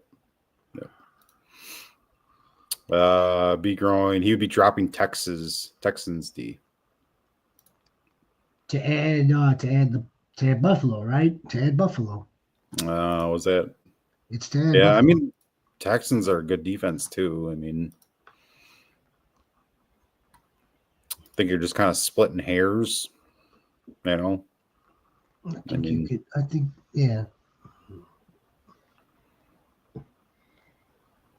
Buffalo's defense, weather defense, the matchups in a few weeks from now, I think it bodes well. I don't think it's going to hurt them. I don't think it's going to necessarily knock it out of the park. Yeah. It's like splitting heads, just like you said. Baltimore Giants week 15 looking nice. Yeah.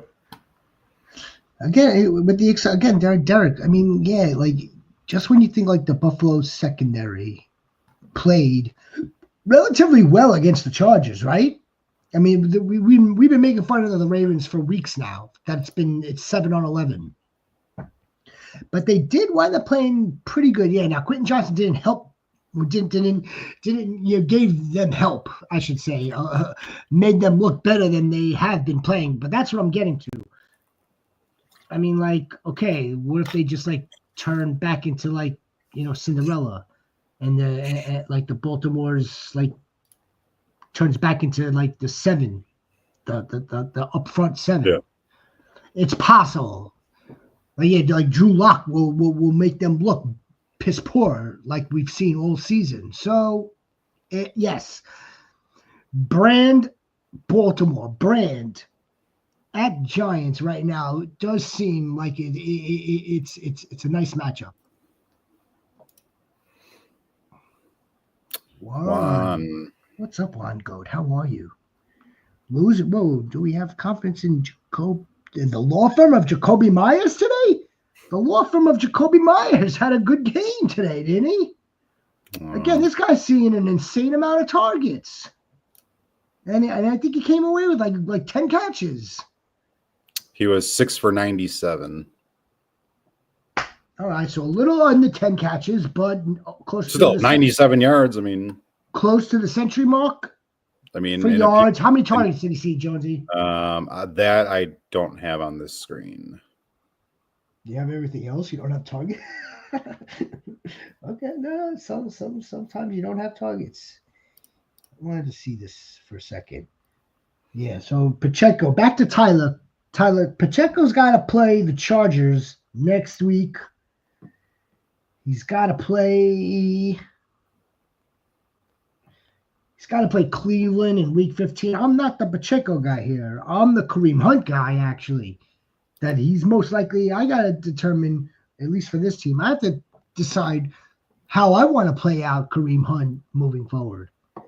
So here we go. I mean, the matchups for both running backs aren't wonderful. I'm with you, Juan. I'm with you, Tyler. I'm with you, Sniper. All right, confidence in this wide receiver room. Juwan Jennings, Darnell Mooney, Westbrook Akine, Xavier Worthy, and Josh Downs on the bench. I mean, as bench guys, I think you're fine.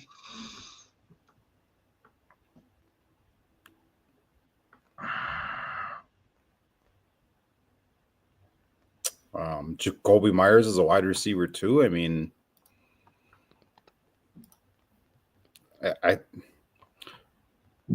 me ask you this question. I mean, my confidence. So, like, there isn't really much we could do about it, right? I mean, like this is what we're working with. Minus perhaps dropping one of these guys, adding somebody else. I mean, most likely that other person is not going to be any better than what he already had. Right. So so my confidence level like Jacoby Myers from here out is the wide receiver 2. You accidentally put him in. I mean, as a low end wide receiver 2, I would be okay with it. Yeah, I would. I would be like as confident as I could be in a wide receiver 2. With these other options, I mean, it's Jacoby Myers. I don't know who his wide receiver is. Darnell Mooney's a good option. Juwan Jennings with Purdy, though. With Purdy is a good option. If Purdy's not playing, you're not touching Juwan Jennings. So, Downs, I mean, when he's healthy, I mean, you don't, I mean, it's not a blow you out of the water looking at it wide receiver room, but it's a solid wide receiver room in the right circumstances, though. Let's not forget, we don't have the wide receiver 1 listed here, do we? Yeah, no. So I mean, like for wide receiver 2, wide receiver 3, if you do have to start a wide receiver 3 and or flex, I think you're okay. Again, yeah, Jennings, as long as Jennings has Purdy, as long as Darnell Mooney is as close to 100% as you can be right now. And then Jacoby Myers himself. Yes, absolutely, Juan. There he is once again. Need a quarterback for week 14. I love the 3D chess. Yeah, he is on a bye. Yeah, he is. Caleb's been playing better, although they just fired their freaking coach, so. Carr versus the Giants is sneaky, but where's that game? I think that game is in New York. I don't know how good he plays outdoors either this time of year. Although he's more experienced than some, it's not a bet on paper. Again, the matchup wise, the Giants stink. It's in New York. Will Levis isn't that bad either against the Jaguars. And Jameis Winston against the Steelers, Jonsey. Bryce Young against the Eagles. I'm not taking Cooper Rush. I'm not going to take Bryce Young. No. And I don't, honestly, Jameis against the Steelers, I don't like either. He's been working with Bo Nix in a 1 QB league. So let's get him a quarterback that we know could get us some rushing upside. I mean, to me, it's Caleb Williams. With a little bit of rushing upside, a little bit, yeah. It's probably going to be upside. I mean, it's going to be Caleb here, I think. He's got the weapons. Yeah. He's got the weapons. He had several touchdowns yesterday in a losing effort. In that dog, he had a good game. That dog shit effort, or that dog shit head coaching staff, I should say. Yeah.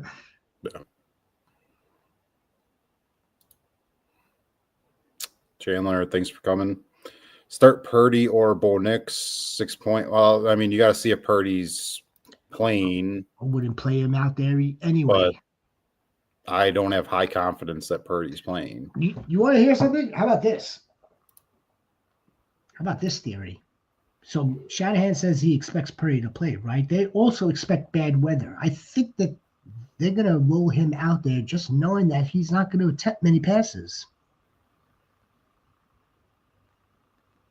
Yeah, Well, it's a little far-fetched. It's a little crazy. I know. He full practice today, but it's a little crazy. I get it. But it's gonna if it's lousy weather out there, I don't want Purdy. Let's go with the hot hand. Let's go with Bill Callahan. The biggest problem is Purdy's the night game on Sunday night. And Bo Nix is Monday night. Oh yeah, he is. Yeah, so you would be able to decide. I forgot Broncos were Monday.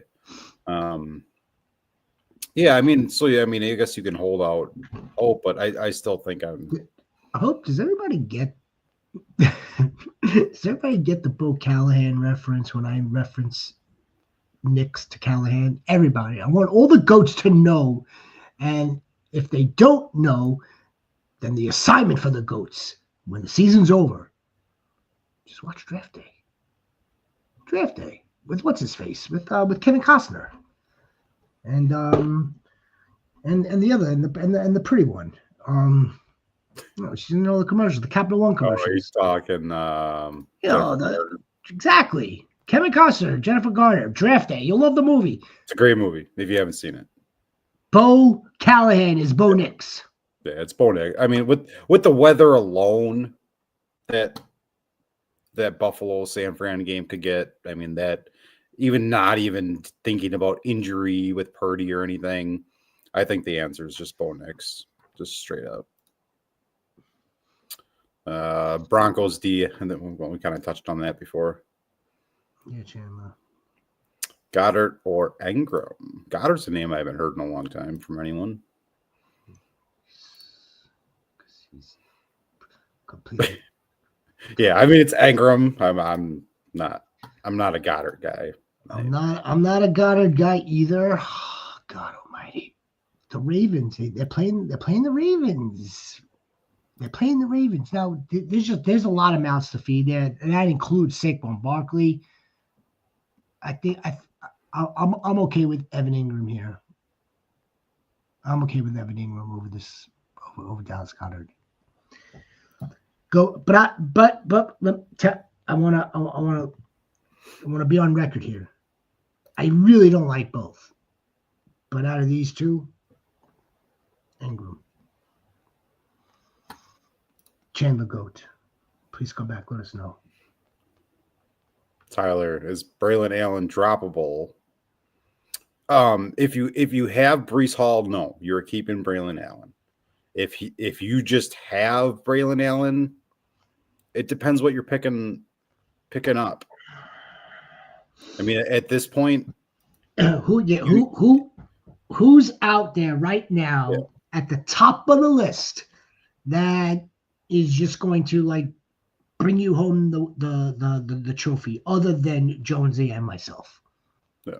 Who's out there in the league? Let us, you by all means, chat it in. Yeah. DM one of us. Any of these players, look at the list of players. I mean, it depends on who it is. Your top priority right now is making sure you can get through week 14. There's 6 teams on bye. After that, you figure out who your starters are after week 14, and anyone, like the Westbrook Akines, all those mid-tier, low-level guys that aren't going to be starting, you're almost dropping them for guys like a Braylon Allen that if there's an injury to Breece Hall, he's there's the meal ticket. If Blake Corum's out there, if there's an injury to Kyron Williams, Blake Corum could be a league winner in the playoffs. Yeah. You want those high-level running offenses, really the running backs. And if those backups are still out there, that's who I'm acquiring in every league.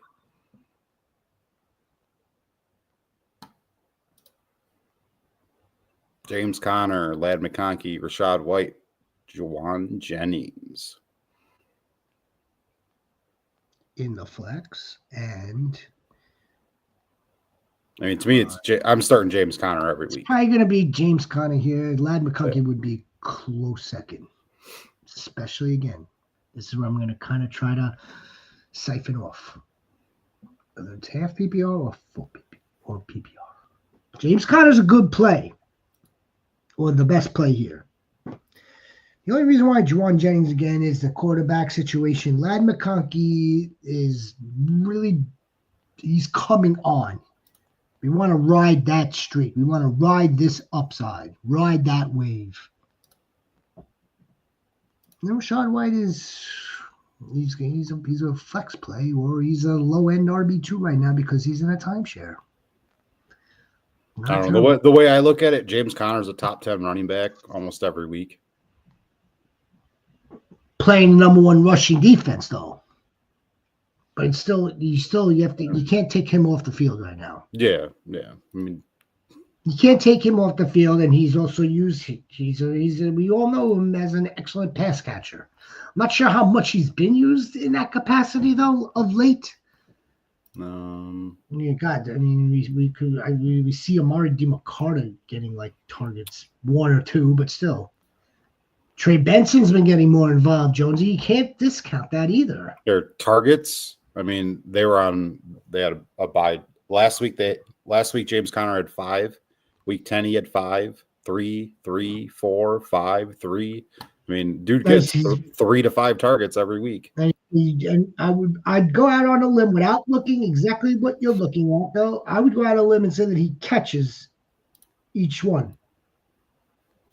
Of course, you can see maybe 1 or 2 that it might be 3 catches on 4 targets. 5, 5, 3, 2, 2, 4, Yep. 2. Yeah, so I mean, he catches his targets. He's gonna get 3 balls a week probably on air, that he catches for something, I know it's damn hard to take James Conner off the field, off of the BC field for Lad McConkey or Rashad White this time. Juwan Jennings is not the play this week.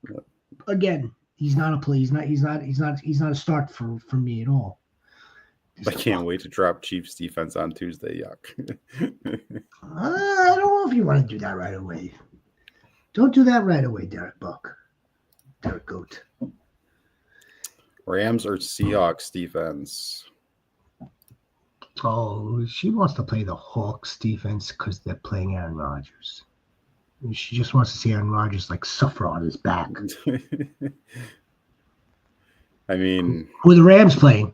Rams got New Orleans and Seattle's got the Jets. I mean, neither of them are good options in my opinion, but if those are the only options, well, let me put it. All right, let me put it to you this way: if the Jets had to go to Seattle, I would say the Seahawks defense at home versus the Jets. But because the Seahawks are actually on the road playing the Jets here, I don't know if I would play the Seahawks against them.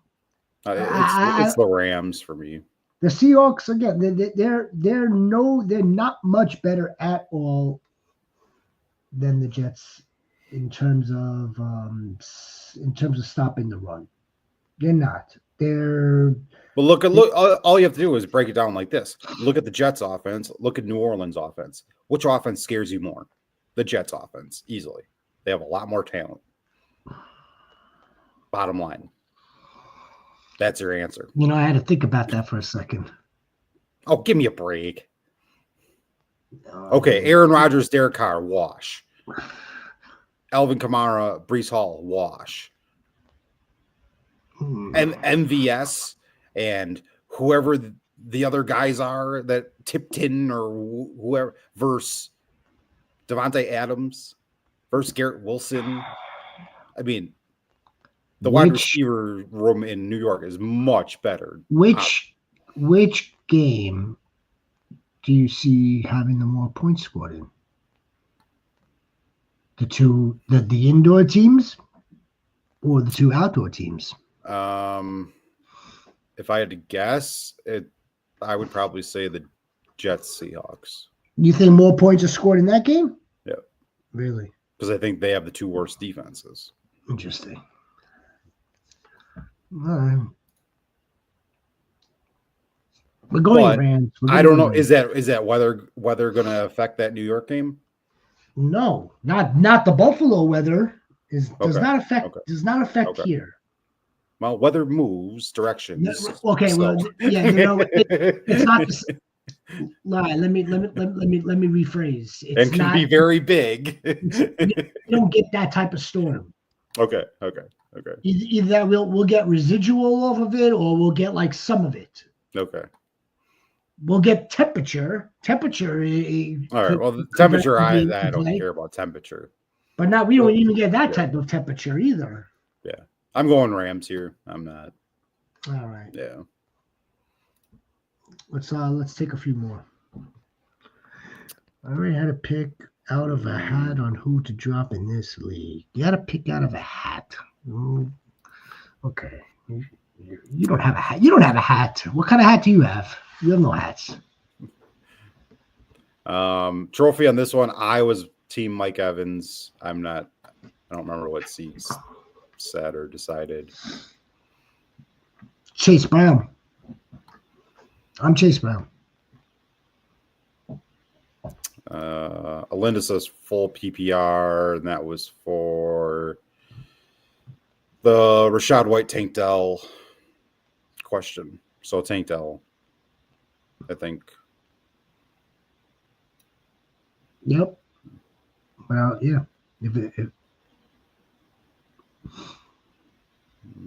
It was Tank Dell, or there was a running back that was mixed into it. Yeah, it was Rashad White or Tank Dell. All right, last question. Let's hope Tank gets us fucking my God. Let's hope he gets us like 4 or 5 catches. He gets us 80 yards. God forbid he scores. It's going to be a really good game for Tank Dell, and that's not out of the range of possibilities, folks. It's not. It's always a possibility, but it's in the range. We just had not seen it in a while, and it's been very disappointing. Didn't Tank Dell have a broken leg? Yeah. Yeah. Yeah, he had a broken leg. Yeah, he got shot. I mean, yeah. Yeah. So I mean, just he had. I'm kind of rolling that into our Pacheco talk, and even like how I brought up Tony Pollard. You see that could be an impact on why Tank Dell isn't the Tank Dell that we've been seeing, or that we see in our heads because of what we've seen in the past. How do we know it's not the gunshot? He wasn't really shot, though, was he? Yeah. Brian Robinson was the guy that was shot. I think he was shot, too. I think he was just shot with a BB. Yeah. It's bullshit.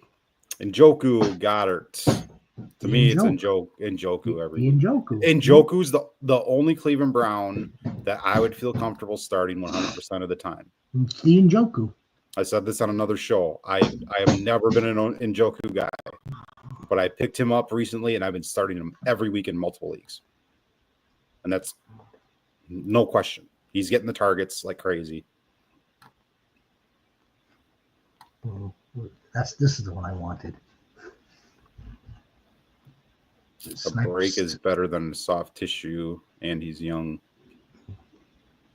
Yeah, I mean, I don't know how. I mean, I guess in theory, you could say that because soft tissue stuff can come back. But what I'm saying when I bring that up of saying it's not a hamstring is that it takes time to get back up to full speed. You know, with a hammy, these guys, once they're over it, they're ready to go. And allow me to add to that, yes. But when you're a world-class athlete, I think that changes things also, though. Like for us, you know, if I like break an elbow, you know, I think I have a better chance of like recovering faster than like something like if I like, you know, like really like screw up a ligament of mine, because you have to, you know, walk on it. But a clean break should be a good 3 to 5, 6 weeks, and boom. I mean, these are athletes where it's a lot different. It's just a clean break for an athlete. I don't know. I think it may. it works just the same for them. I kind of feel that's my point. I kind of feel it works just the same. It might work again. It might work just the same. I should say might. Don't know for sure. But what we do know is we will be back tomorrow night, folks. That's right. For the week 13 start sit, we will we'll get to the bottom of everyone else's questions. We will finalize the rosters, fine tune them, give our soldiers and our warriors final prep talk. And then we're gonna take the field of battle. Yep. And continue to march. Until then, though, Jonsey, do you have any final words? We'll see you later tomorrow. Not really. I mean, if you like DFS, check out our DFS video that just dropped today. Yeah, there you go. Other than that, that's a nice one. Get your questions ready, and we'll nice be back. That's a nice one. All right, guys. Have a wonderful evening. Thank you very much. See you tomorrow.